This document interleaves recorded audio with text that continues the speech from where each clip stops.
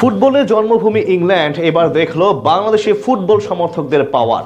চ্যাম্পিয়নশিপে লেস্টারের জার্সিতে দক্ষিণ এশিয়ার ফুটবলের রাজা হামজা মাঠে প্রবেশ করতেই লেস্টার গ্যালারি পরিণত হয় লাল সবুজের সমুদ্রে। গর্জন চলল বাংলাদেশ আর হামজা চৌধুরীর নামে। পুরো ইংলিশ রাজ্য বুঝেছে বাংলাদেশি সমর্থকরা কি জিনিস।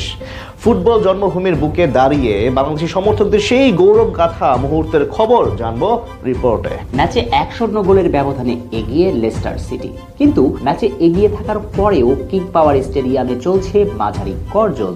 মাঝে সাঝে গর্জন উঠে আবার থেমেও যায়, একেবারে যেন করুণ দশা লেস্টার সমর্থকদের। কিন্তু হঠাৎ গর্জে উঠল গ্যালারি। মুহূর্তে কিং পাওয়ার স্টেডিয়ামে যেন ঝড় বয়ে গেল। মাঝে মাঝে বাতাসে ভেসে বেড়াচ্ছিল বাংলাদেশ বাংলাদেশ স্লোগান। কিন্তু ম্যাচে তো তখনও হামজা চৌধুরী মাঠেই নামেননি। তাহলে হঠাৎ কেন কিং পাওয়ার স্টেডিয়াম পরিণত হলো লাল সমুদ্রে? ইংলিশ সমর্থকরা থমকে গেল। ফুটবলের জন্মভূমি ইংল্যান্ড যেন এক নিমিষেই হয়ে উঠল এক টুকরো বাংলাদেশ। কিং পাওয়ার স্টেডিয়াম যেন ঢাকার জাতীয় স্টেডিয়ামেরই প্রতিচ্ছবি। ঘটনা কি? চলুন পুরো গল্প জানাই, যে গল্পের পরতে পরতে লুকিয়ে আছে বাংলার সমর্থকদের জয়গান। ফিফার র্যাঙ্কিংয়ে 183 নম্বরে থাকা সত্ত্বেও বাংলার ভক্তদের ফুটবল নিয়ে অভিলাষ দেখল ইংলিশরা। ঘটনার সূত্রপাত ম্যাচের 81তম মিনিটে। তখন পর্যন্ত ম্যাচে 1-0 এগিয়ে ছিল ফক্সরা। প্রথম হাফের শেষের দিকে পেনাল্টি পায় লেস্টার, সেখান থেকে এগিয়ে যাওয়া আর বিরতি থেকে ফিরে এসে সে লিড ধরে রেখেছিল লেস্টার দুর্গ। কিন্তু শেষ 20 মিনিটে তেড়ে ফুড়ে চারদিক থেকে আক্রমণ চালাতে শুরু করে মিলসব্রো।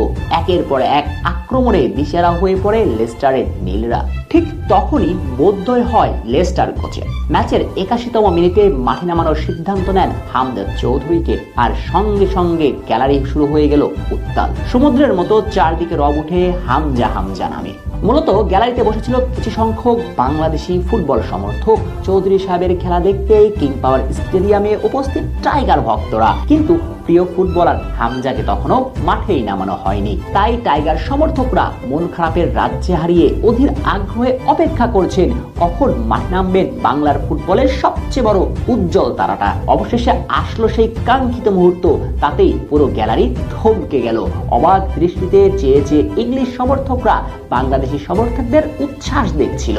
সম্ভবত ইংলিশ সমর্থকরা বুঝে গেল বাংলাদেশি ফুটবল ভক্তরা কি জিনিস। যদিও এই প্রেমটা তারা নতুন জানে তা নয়, বাংলাদেশি ফুটবল সমর্থকদের আবেগ উচ্ছ্বাসের গল্পটা পুরো পৃথিবীর জানা। সর্বশেষ কাতারে বিশ্বকাপে আর্জেন্টাইনদের প্রতি বাংলাদেশি ফুটবল ভক্তদের ভালোবাসা পুছিয়ে গিয়েছিল আকাশ নীলদের রাজ্যে। লাল সবুজের দেশে খেলতে এসে একবার লিওনেল মেসি তো বলেই গিয়েছিলেন, এই দেশে আমি এত ভালোবাসা পেয়েছি যে যা কিনা নিজ দেশ থেকেও পাইনি। আর এবার পুরো ইংল্যান্ড দেখলো বাংলাদেশিদের হামজার প্রতি ভালোবাসার গল্প। হামজা প্রেম, ফুটবলের প্রতি নিবেদন।